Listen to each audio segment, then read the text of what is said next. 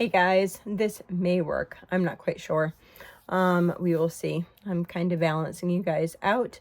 So I wanted to give an update on myself and the baby and all that fun stuff. So if you have not been here before, I am mom to 14 children. 12 of my children are still here home with myself and my husband. We have 14 people in the household and we are expecting a baby come October. So we found out at our 20-week ultrasound that the baby looked like it may have trisomy 18. I'll try to link those videos. I did 2 others besides this one right here. This is an update video about trisomy. My first visit was really horrible. And then I did kind of another update video as far as how things were going. So currently I forget how many weeks I am. I was going to say how many weeks I am. And I forgot how many weeks I am. I just like looked on the calendar. I know that's so horrible. You know, with your first baby, you're like, oh, I'm this many weeks and this many days. And that's not always the case. Anyhow, I am feeling a little bit better as far as head coldy, if you guys have been around here. Also, as far as my breathing and that type of stuff goes, it's getting a little bit better. I measure bigger because I have had so many children. So my uterus is actually like everything's like higher. So I measure bigger until the last couple weeks usually. And I think that that's part of the issue. So this video I'm going to talk about, we had a pediatric echocardiogram, and we also had another ultrasound, and we went to speak to the NICU doctor, and then we toured the NICU. So pretty exciting. I didn't take any videos of any of that type of stuff, but I'm just going to go over it and talk to you guys about it. So with trisomy 18, they can kind of evaluate to see if your baby has trisomy 18 by in your 20-week ultrasound. They thought the baby looked like it had plenty of markers for trisomy 18. So at that time, I was asked a couple times if I wanted to have an abortion because the baby is considered incompatible with life. So that appointment and all that type of stuff did not go over well with my heart, with my soul, with my mind, with my faith. It didn't go over well at all. And then my next appointment was a lot better. I talked to my midwife that I normally see, and she was just so very sweet. And I was thinking, I had done a lot of research in between that first appointment and the next appointment because I wanted somebody that was going to fight for my baby. I didn't even think that a baby could live with trisomy 18. And then I started researching things and I saw babies' faces. And I was like, wait a minute, why are they telling me that that's not even an option, that a baby could be a toddler, could be a 5-year-old or even older, right? And none of that was given as being an option. It was like, okay, either you're going to, get rid of your baby now or the baby's going to die later. So I was actually encouraged by all the information that I had read. I also found hospitals that are very trisomy 18 friendly, and they say so. So I got in with a bunch of different groups. 2 of those groups are actually Christian groups, which I really appreciate. And then one is just kind of, they deal with like rare trisomies. So I had a nice visit, I had an echocardiogram, trying to think, last Wednesday? Yes, last Wednesday I had an echocardiogram. And that actually went really well. They were really polite in the office. I had a couple kids with me because we were also doing other appointments at that time. There was no issues about them sitting in the waiting room like we had with the ultrasound department. We'll go over that in a minute. So we went in, I went in, and my husband was not with me at that time. I went in and I had a complete pediatric echocardiogram. So they were looking for a number of different things with the baby. So the baby does have a hole in its heart. I do know if it's a boy or girl, but I have to think of a creative way to tell you guys. I want it to kind of be fun and special and get like the kids involved and stuff. So, in its heart. And so, they were checking to see if the valves going in and out of, now, you guys, I could get proper terminology. I could get the terminology on all this type of stuff wrong because I'm not a doctor, but I'm just trying to tell you, like, from my perspective. Basically, they were making sure that one, there was just the one hole in the heart, and two, that there was no other issues going on, as well as that the valves and the ventricles and all that type of stuff were pumping and flowing and doing all the things they need to do. So if the baby's valves were not big enough, or were like undersized, which can happen apparently a lot with trisomy 18, if they were not big enough, I needed Tums. Basically, that if those things were not working correctly, that the baby would need immediate surgery. So that would be a time that we would just want to deliver in Boston.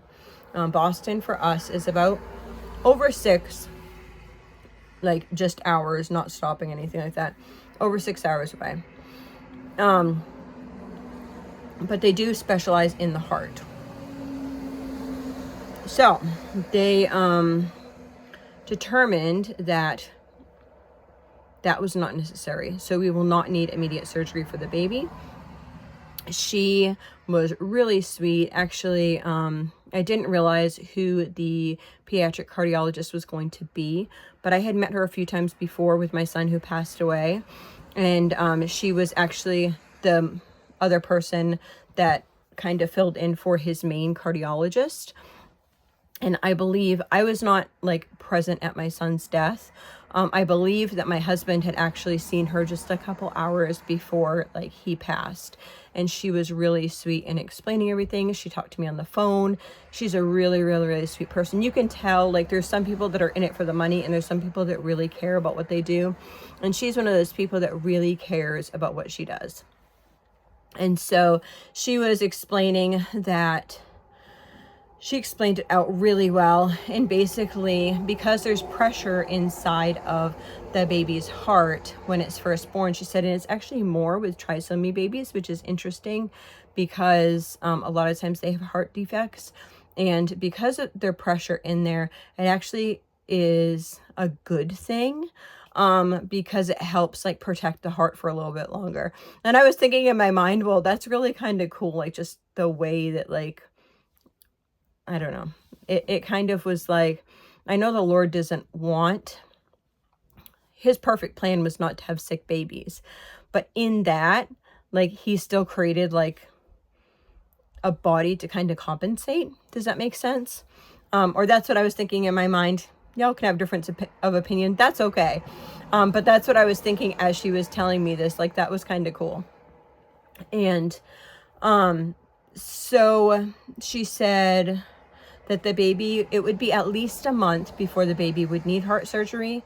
And they take into consider like all of the considerations. They don't want the baby to be strong and that type of stuff before the heart surgery. It could be like even 4 months after the delivery.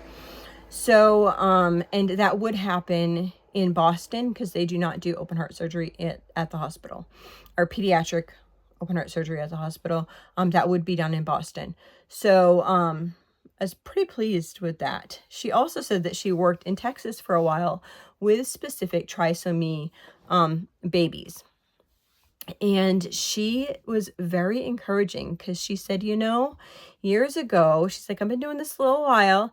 She said, and years ago, Down syndrome or trisomy 21 would have been considered a not compatible with life condition. But we see so many Downs babies, like, and Downs children in this world today. Like, it is so awesome to see. And she's like, and that's what I hope for all trisomy babies. She's like, we're making so many improvements in so many different areas, and I've seen it happen. And it just made me it made me like, she's from a medical standpoint, it made me just like really appreciate that she said that, even if things are really wrong and whatever, that like she has faith that things could be different in the future, right?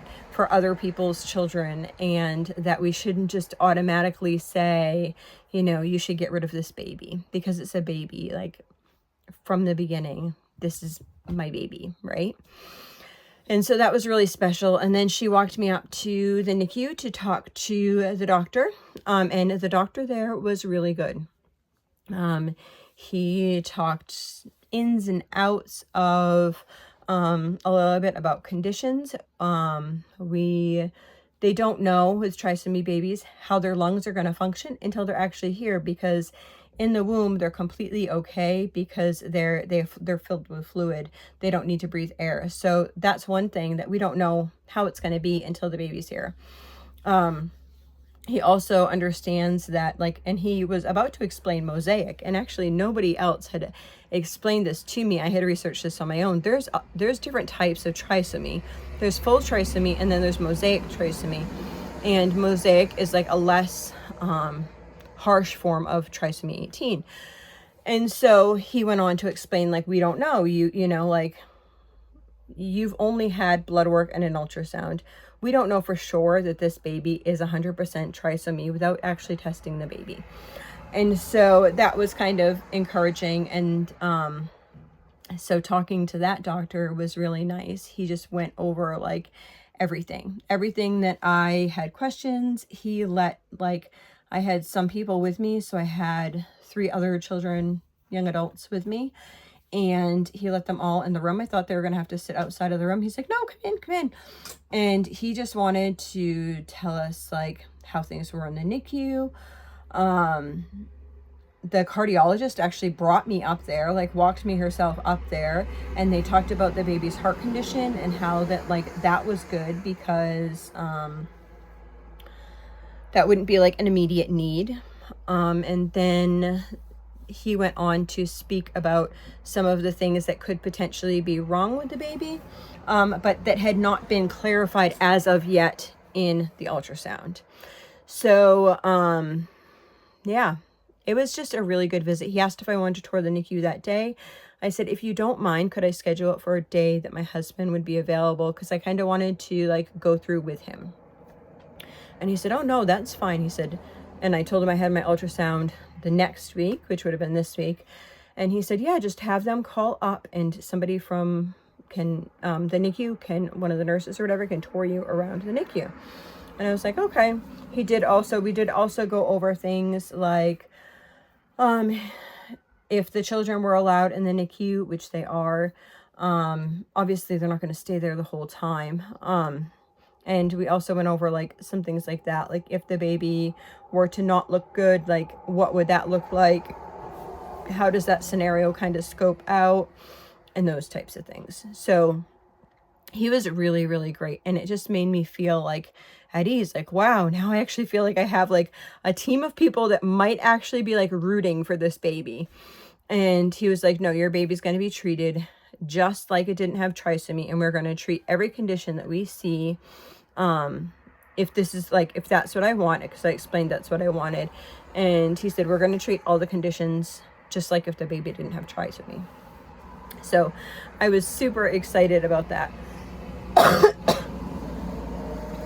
So fast forward a week and I went to my ultrasound, and oh my goodness, my midwife already spoke to the head of ultrasound and got permission for me specifically to have my daughter, who has type 1 diabetes, in the waiting room with a child who is a person who is over 18. So I took my daughter, who is 20 years old, and my daughter, who has sweet pea, she has type 1 diabetes, in the waiting room. Now, the reason that I want her in the waiting room is we still do not have all her equipment, like, set up, and I don't want to say functional. Waiting for one more piece. I'm going to be getting her on a pump. So hopefully, like, before I have the baby, then that will be all set up. and people will know how to do the ins and outs and all that type of stuff. But there's a lot of things that have not been done, have not been like addressed. We're teaching and training like the 3 girls in the house that are over 18. We're teaching and training them, if this happens, then this, and all those types of scenarios. We're not there yet. Mama Bear really kicks in though, because it's like, you want to tell me that I'm going, and it's not hospital policy. Like, it's not. All the other doctor's offices, we went in the NICU with children. It's not like it's hospital policy. It's just like that office has a thing with like, you can't have any kids in the waiting room. And so I explained to the lady, like, this has already been pre-approved, like when I went to do whatever. And she's like, we don't want them here. And I was like, oh my goodness, don't. Like, this is a hard appointment for me to be going to, right? And then she's like, well, we don't want them in here. And I was like, well, it's already been pre-approved. And so then the lady's like, well, I'll see about that pre-approval. And I was like, well, you do that. And so then I'm sitting in the waiting room and I'm like, great. And I'm like trying to like remain calm, but that like is really upsetting me. I wanted to just like, you know, like when you're inside like exploding, and I just want to be like, you know, lady, I had a son die 2 years ago. I had a baby 6 weeks later. Then I had a daughter diagnosed with 5 different autoimmune diseases. And then I had a daughter with type 1, and now I'm carrying this baby. Don't mess with me.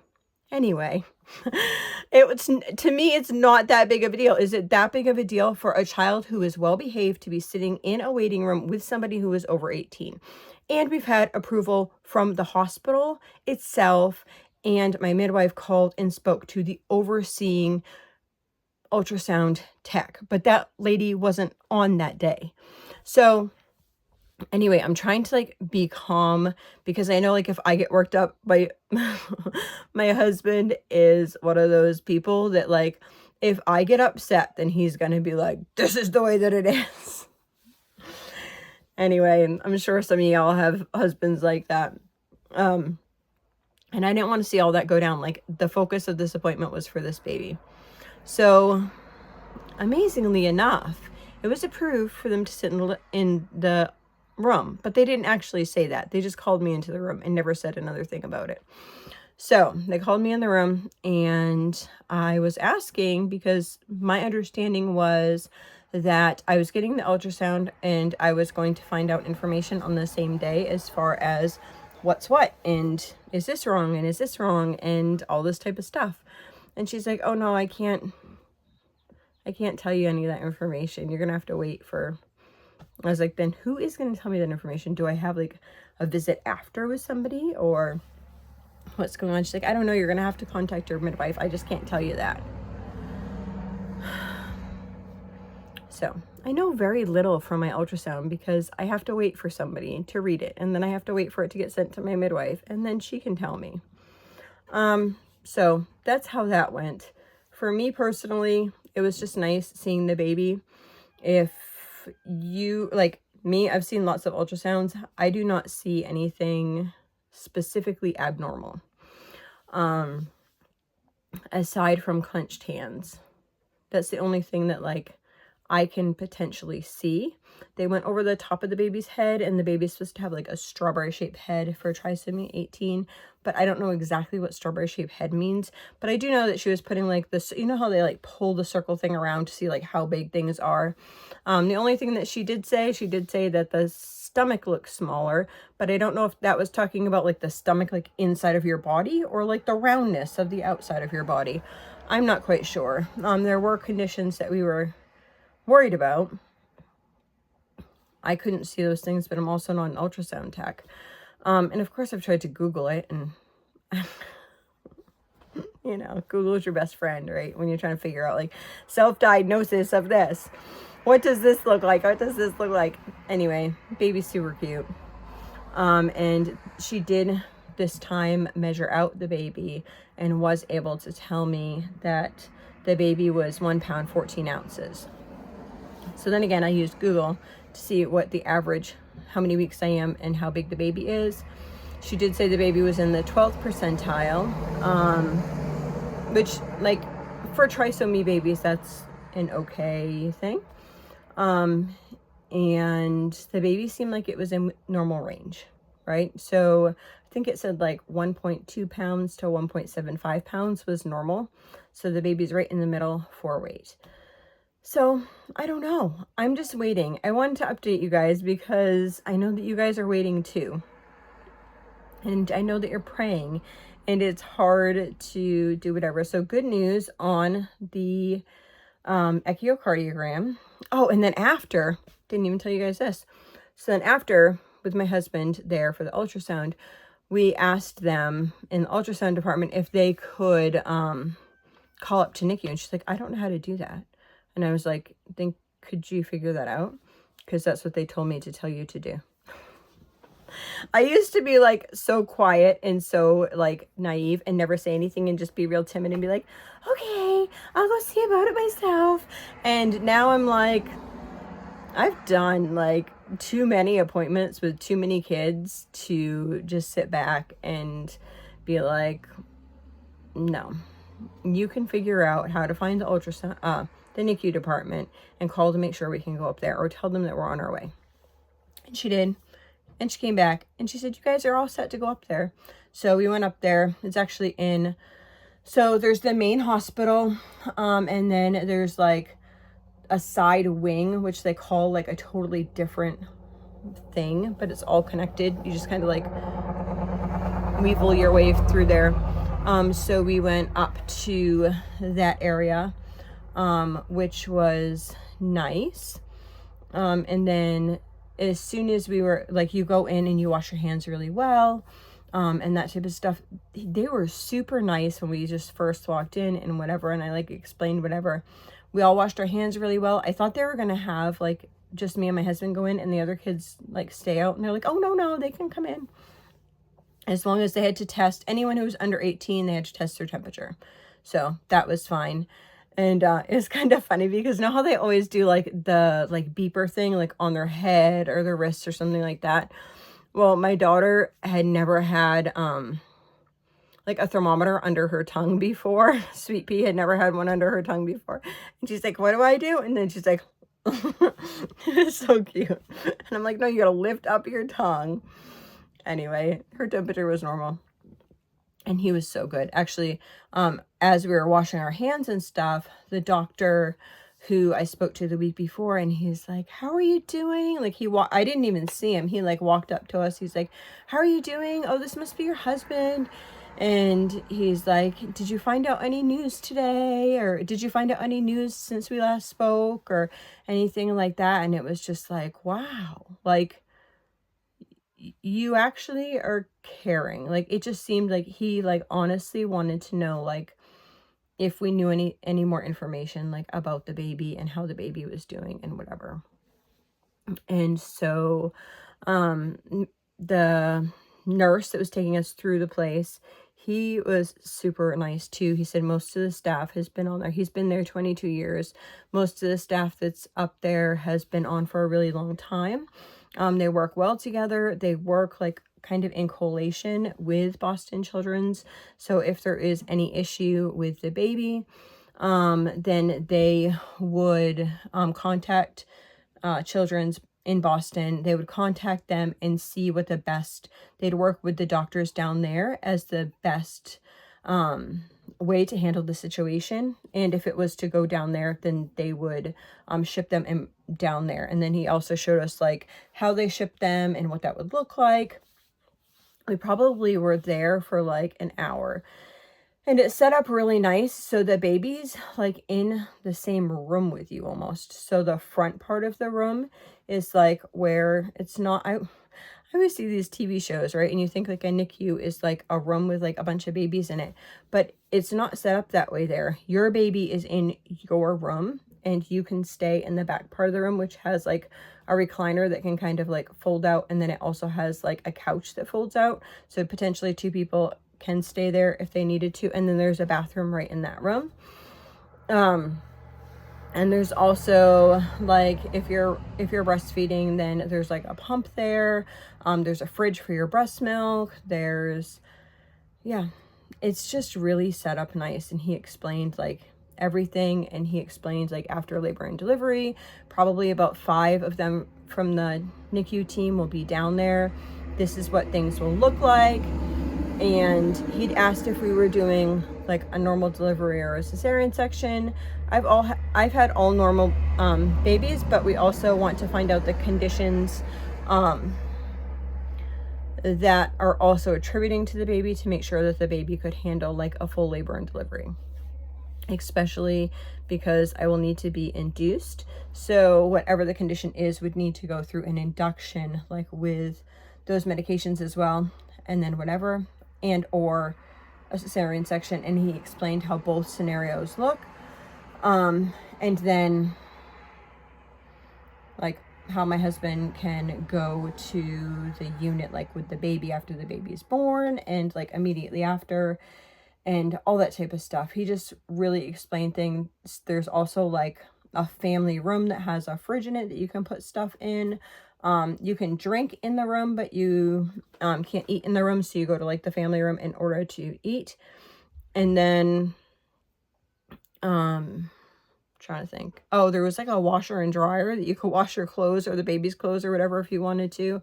I asked if like we should be bringing anything for the baby, and he says everything is provided. If you want to bring something, that's totally up to you. I'm working on a baby blanket right now. I'll probably bring that, because even whatever, I think that it would be nice just to have, even if like I am at some point like able to hold him, like to be able to have the blanket.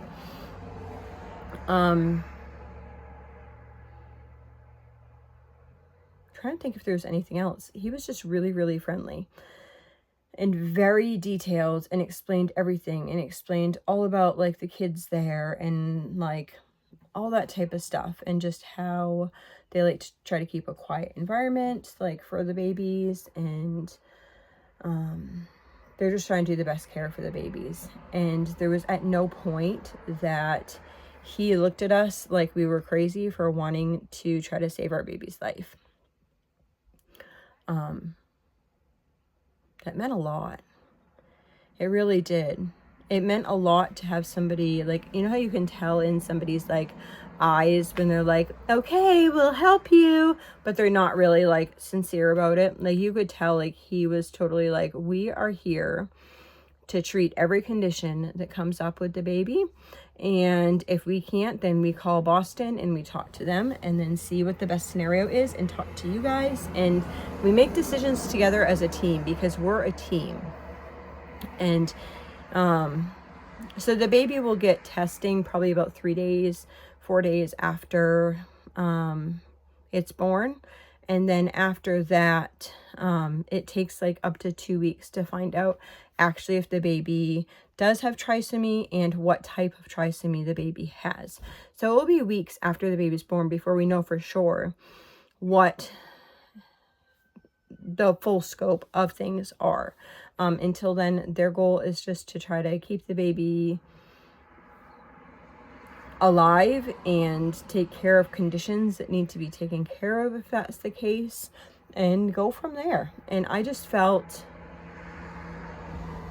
relieved. I felt like he really cared, and I felt like the other people that I met at the NICU team, whether it was for 2 seconds or like the doctor, that they really care about what they do. And you know, he was explaining that they see lots of babies, that they had 3 babies on ventilators right now, and if that's what your baby needs, like that's what the baby will get. He said maybe the baby just needs a little bit of nose oxygen. He explained those things. Yeah, he just explained like every little detail, which was super, super nice. And he explained it with compassion. And then like we're in the family room, and he's like, we're about ready to leave, and he's like, well, congratulations on your baby. And it was just nice that somebody said that, because most people are looking at the